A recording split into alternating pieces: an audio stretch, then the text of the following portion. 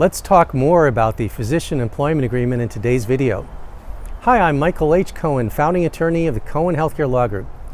We've had the pleasure and good fortune to advise hundreds and hundreds of healthcare industry clients on healthcare and FDA legal issues.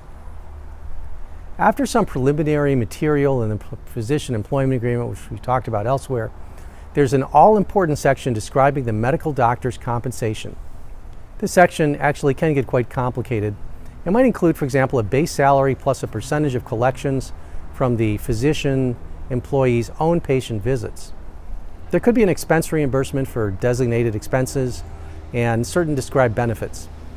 Now, termination is another important section. In California, we have an employment law doctrine known as employment at will. That means that the medical group or medical practice or professional medical corporation can terminate the medical doctor's employment at any time for any reason, with or without a reason. Typically, to soften the blow, the employment agreement will designate a notice period. It's usually 14 days unless otherwise required by law or, of course, otherwise negotiated. Physician employment agreements also will reference a number of events, any of which can constitute cause. Cause is reason enough for termination. So even if you're not in an at-will state or subject to at-will employment, you've got the four cause provisions to look out for. For example, an act of theft or dishonesty by the physician employee, refusal to perform duties or abide by the applicable policies of the medical practice, and of course, professional negligence will count as well. Next, the employer might have provisions to protect its intellectual property. Depending on how extensive they are, these provisions can actually be quite onerous for the employee and need to be looked at carefully. For example, what if the employee, that could be you, unless you're the employer, what if the employee discovers some new diagnostic technique or therapy on their lunch hour while outside the office? Who owns the discovery? Who has the right to commercialize it? And as the employer, you have to draft this section super carefully. And as an employee, again, be sure to read it and have your attorney read it. There also might be a non-competition clause.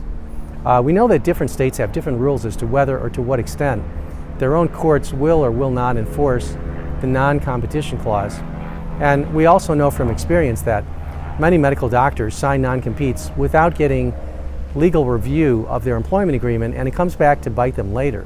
So whether or not these non-compete sections are in fact actually legally enforceable, they hang over the physician employees' heads like a sword of Damocles, amplified by a nasty demand letter from the former employer's legal counsel.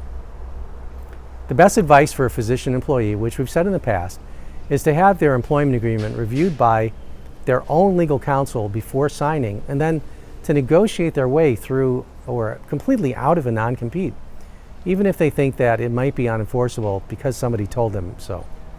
And then there's the provision about non-solicitation of patients. We talk about this in another video. It's a clause that can cause a heap of trouble, given the patients will want to reach out to you as their physician after you've left a practice, and you have an ethical duty and a legal duty to not abandon the patient. Again, it's always best to have legal documents reviewed before you sign them. That could be said again and again, but still people need to pay attention. Your employment agreement might look like boilerplate, but there's a lot hidden inside, and that's why we wanted to canvass some of these issues today. Thanks for watching. When you have questions, click on the link below, cohenhealthcarelaw.com, contact to send us a message or book an appointment with us. Here's to the success of your practice, your healthcare venture. We really look forward to talking to you soon.